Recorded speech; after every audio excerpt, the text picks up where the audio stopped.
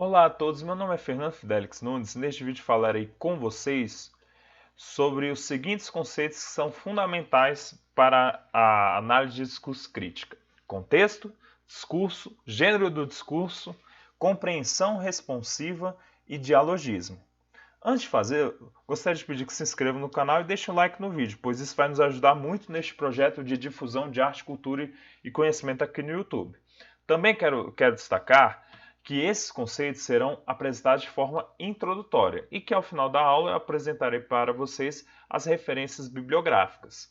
E os livros referentes a essas referências bibliográficas estarão logo abaixo na descrição do vídeo o link para que vocês adquiram esses livros. Então, gente, para começar a nossa discussão aqui, é preciso ficar claro que os conceitos de contexto, discurso, gênero do discurso são basilares para se compreender e estudar a língua como uma prática social e, consequentemente, para as pesquisas em análise de discurso crítica. A aplicação desses três conceitos ajuda a dimensionar a influência da relação dialética que existe entre os textos e as práticas sociais. Ou seja, se vocês quiserem entender melhor essa relação dialética que existe entre os textos e as práticas sociais, que é basicamente a base da análise do discurso crítica, é importante que vocês conheçam muito bem os conceitos de contexto, discurso e gênero do discurso. Esses três conceitos serão essenciais para que vocês possam compreender as pesquisas em análise de discurso crítica e também possam desenvolver pesquisas nessa área, tá bom? Então vamos primeiro ao conceito de uma reflexão inicial do Bakhtin, que a vontade discursiva do falante se realiza antes de tudo na escolha de um certo gênero de discurso. Ou seja, quando escolhemos um gênero de discurso, nós estamos materializando uma parte considerável também de nossa vontade discursiva. Então é importante pegarmos essa reflexão inicial do Mikhail Bakhtin.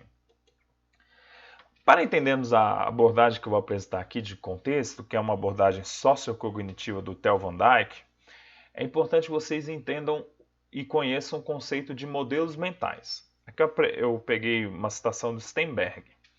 O que são os modelos mentais, né? Os modelos mentais são estruturas do conhecimento que os indivíduos elaboram para compreender e explicar suas experiências. Então são formas por meio das quais os indivíduos explicam e compreendem as suas experiências. Os próprios indivíduos elaboram para compreender e explicar suas próprias experiências. Os modelos são limitados pelas teorias implícitas das pessoas a respeito dessas experiências. Estas concepções podem ser mais ou menos precisas. Por exemplo, você pode possuir um modelo mental para explicar como os aviões voam. No entanto, o modelo depende não de leis da física ou de outra natureza, mas preferencialmente de suas crenças a respeito delas.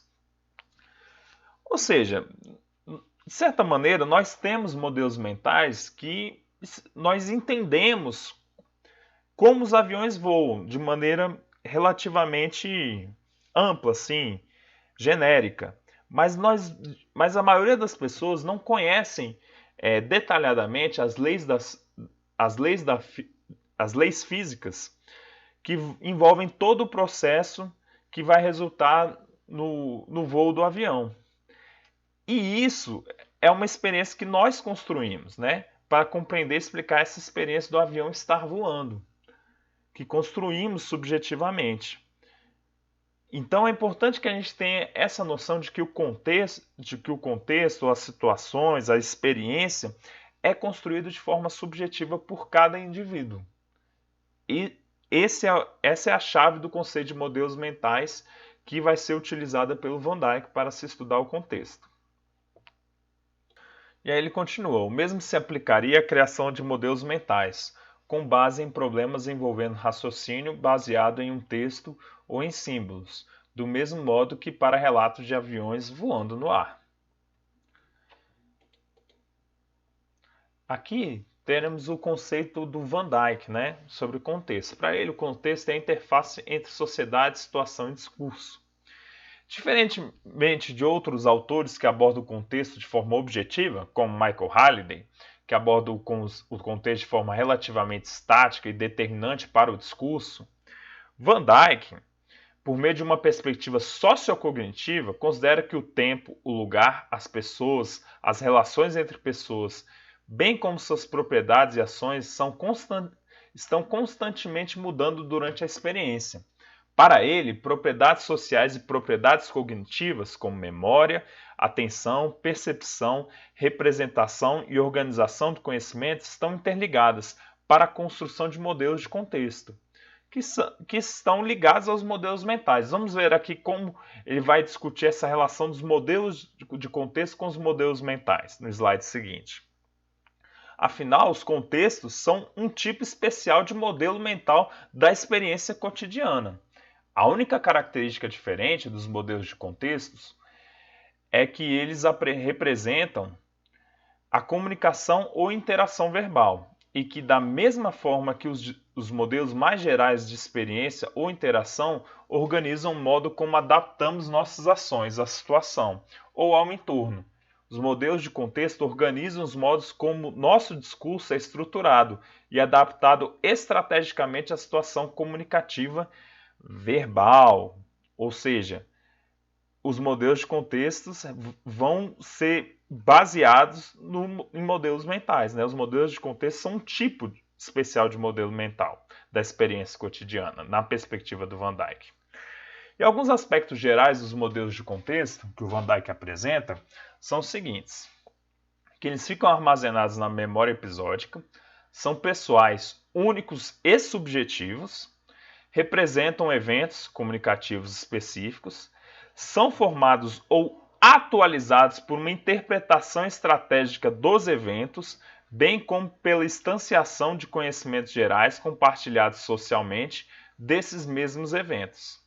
Os modelos de contexto são a base de uma teoria adequada do gênero discursivo, porque muitas propriedades dos diferentes gêneros discursivos se definem não tanto em termos de propriedades verbais do discurso, mas sim em termos contextuais. Aí estamos vendo mais um diálogo muito interessante que existe entre o conceito de contexto e o conceito de gêneros discursivos, né? E o que é o discurso? Né? Aqui eu vou mostrar uma abordagem do Fairclough, de um livro dele de 1992, que na tradução ficou como Discurso e Mudança Social, da editora da Universidade de Brasília. Ao usar o termo discurso, Fairclough propõe considerar o uso da linguagem como uma forma de prática social e não como uma atividade meramente individual ou reflexo de variáveis situacionais. O discurso é uma prática não apenas de representação do mundo, mas de significação do mundo, constituindo e construindo o mundo em significado. Ou seja, quando a gente fala em discurso, tem duas ideias que são a base. É de que estamos considerando a língua como uma prática social e também o discurso é uma forma de representação de mundo, de significação desse mundo, né? Que ajuda a construir o mundo em significado. E aí existem formas mais particulares de discurso, né? Como o discurso feminista, o discurso neoliberal, o discurso fascista e assim por diante. A relação entre discurso e estrutura social é bem discutida pelo Fairclough também nessa obra. Ele vai afirmar: a prática discursiva é constitutiva tanto de maneira convencional como criativa. Portanto, ela vai contribuir para reproduzir a sociedade, entidades sociais, relações sociais, sistema de conhecimento e crença, como mas também contribui para transformá-la. Ou seja, ela não só reproduz a sociedade, mas também a transforma. É importante que a relação entre discurso e estrutura social seja considerada como dialética, para evitar os erros de ênfase indevida, de um lado, na determinação social do discurso, e de outro, na construção social do discurso. Ou seja, é dialética. O discurso é influenciado pela estrutura social e também influencia a estrutura social. Assim como a estrutura social é influenciada pelo discurso e também influencia o discurso. Essa é a visão básica do Fairclough. E agora vamos aos conceitos do Bakhtin, os restantes dos conceitos apresentados pelo Bakhtin, e vamos discutir aqui um pouco da influência dele, antes de entrarmos nos conceitos relacionados à sua obra. que eu peguei aqui os conceitos dele da estética da criação verbal no capítulo Os Gêneros do Discurso. Uma contribuição decisiva do pensamento de Mikhail Bakhtin para a linguística e para a filosofia da linguagem foi tirar o eu do centro dos estudos e passar a colocar o outro como foco decisivo. Outro aspecto basilar de suas pesquisas foi considerar o enunciado como unidade da comunicação discursiva. Ele já coloca o enunciado como uma unidade da comunicação discursiva, né? Seus estudos foram essenciais para se ampliar substancialmente os horizontes sobre os estudos da língua como prática social. Seus estudos também foram decisivos para a abordagem de diversos pesquisadores, como Norman Fairclough, Roxane Rojo e Charles Bazerman. Então vamos a alguns conceitos do Bakhtin, né? Para Bakhtin, os gêneros do discurso são tipos relativamente estáveis de enunciados em relação a três elementos: conteúdo temático, o estilo e a estrutura composicional. Para ele, uma determinada função científica, técnica, publicística, oficial, cotidiana e determinadas condições de comunicação discursiva específicas de cada campo geram determinados gêneros, isto é, determinados tipos de enunciados estilísticos, temáticos e composicionais relativamente estáveis. Lembrando, ele deixa sempre essa expressão clara, né? O que é um gênero? São tipos de enunciados estilísticos, temáticos e composicionais relativamente estáveis. Ou seja, o gênero não é uma fórmula completamente fixa. Ele é variável, ele é relativamente estável. Ou seja, todos os artigos de opinião, eles possuem alguns aspectos relativamente estáveis ao estilo, ao conteúdo temático e à composição, mas eles não são absolutamente iguais em tudo. Então esse é o centro da teoria do Bakhtin. E esses gêneros, eles vão ter uma determinada função social e e essas determinadas condições sociais, necessidades e funções sociais vão ser fundamentais para a criação ou modificação de determinados gêneros do discurso. Então é importante que isso fique muito claro para vocês. Essa abordagem proposta pelo pensador russo foi decisiva para que os estudos sobre gêneros deixassem de ficar restritos aos gêneros literários, estudados desde a antiguidade, com destaque para a poética de Aristóteles, e passassem a considerar diferentes formas de interação por meio de enunciados, como os diálogos cotidianos e as pesquisas científicas de toda espécie. Olha só que interessante essa nova abordagem do Bakhtin. Por que ela foi importante no século XX? Porque ele foi tirando, como eu acabei de falar aqui para vocês, esse foco do estudo dos gêneros ser uma área restrita aos estudos literários.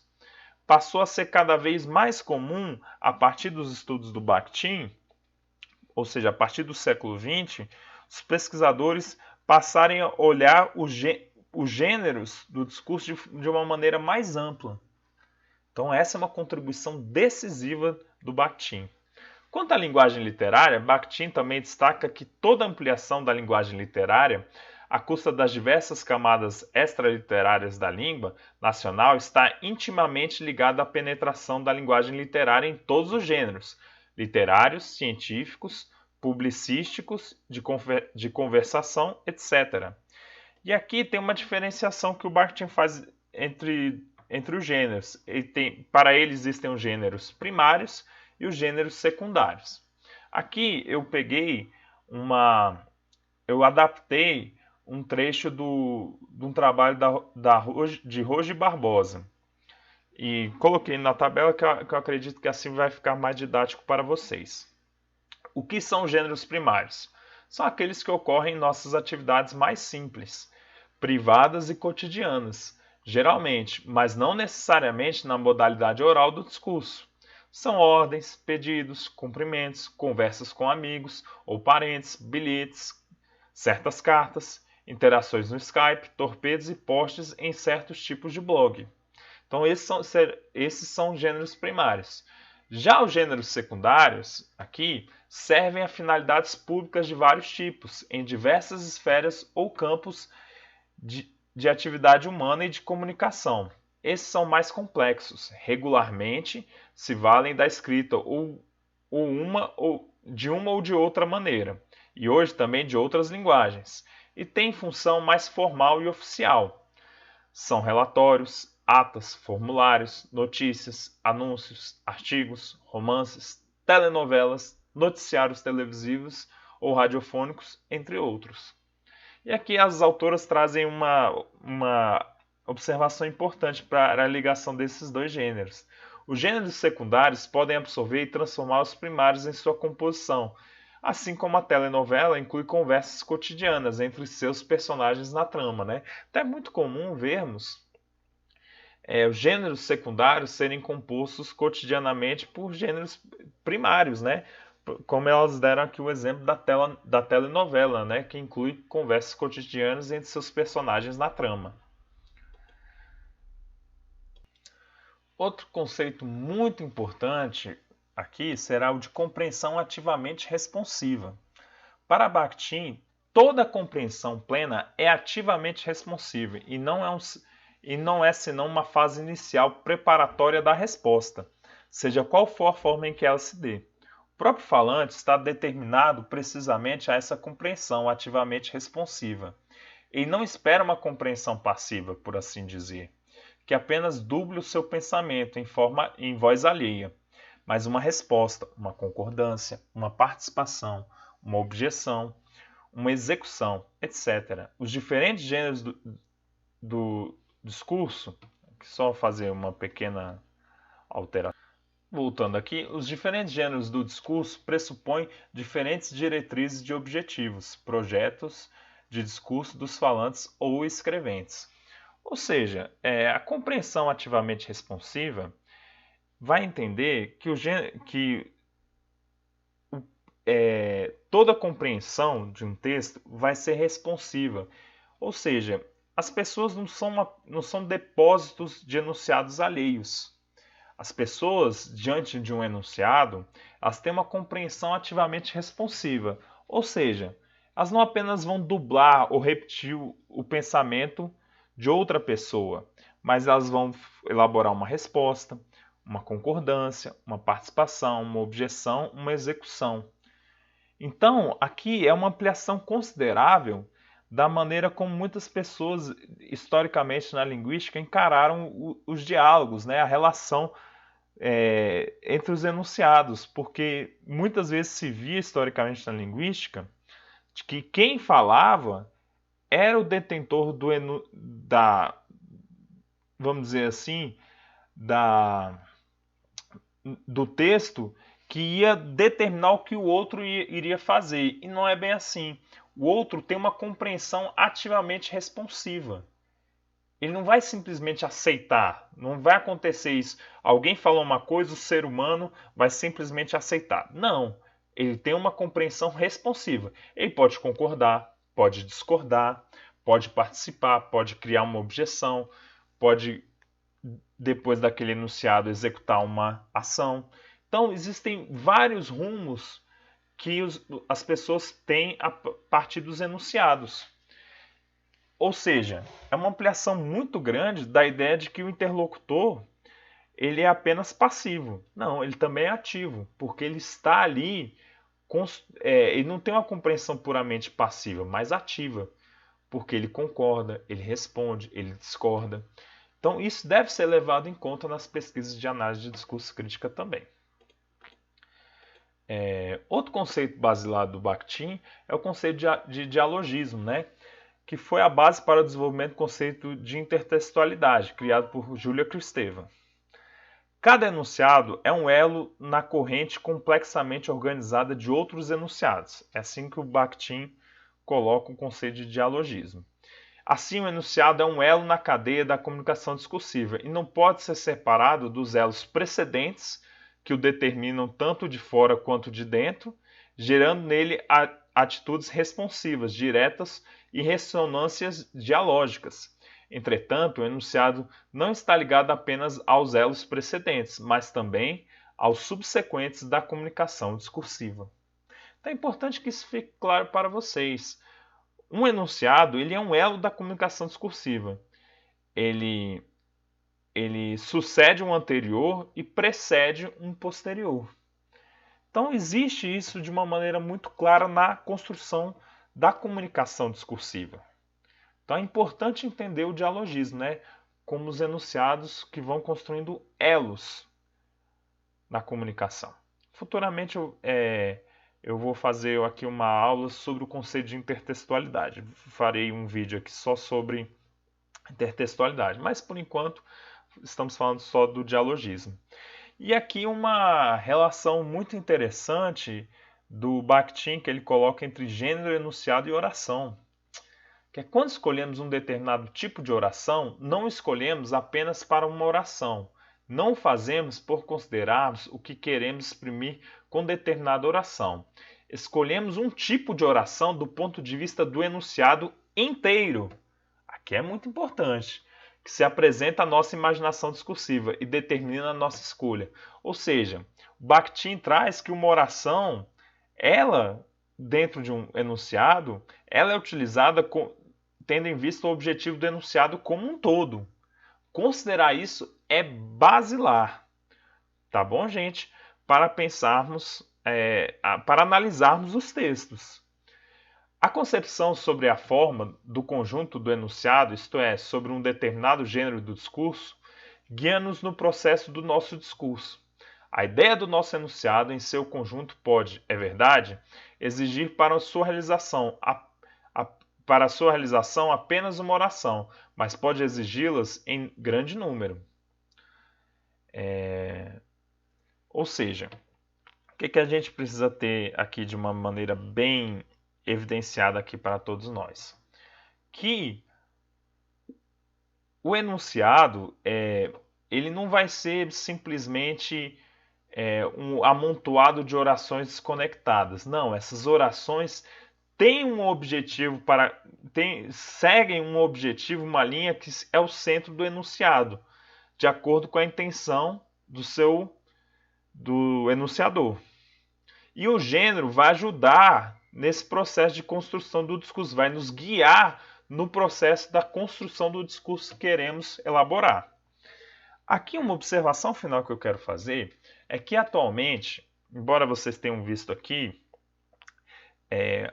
uma abordagem ligada mais a textos escritos ou orais, todos esses conceitos que eu falei aqui na aula, eles foram ampliados substancialmente nas últimas décadas para análise dos textos a partir de uma perspectiva multimodal, principalmente a partir dos estudos de Günter Kress e Tel van Leeuwen. Ou seja, os textos possuem uma série os textos não são expressos única e exclusivamente por meio da língua. Ou seja, os textos podem ter tem esse termo que é mais utilizado, outras linguagens envolvidas, né? Para a semiótica social, é normal as pessoas usarem o termo modalidades semióticas. Outras modalidades semióticas são 7 nessa abordagem mais atual das modalidades semióticas, que são visual, espacial, tátil, gestual, sonoro, escrita e oral.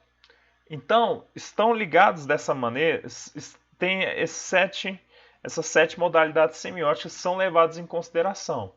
Por exemplo, as imagens são muito importantes na atualidade para a construção de textos, para a construção de sentidos e para mostrar determinadas representações do mundo e construir interações para a comunicação do nosso cotidiano. As imagens nas últimas décadas foram ganhando cada vez mais importância.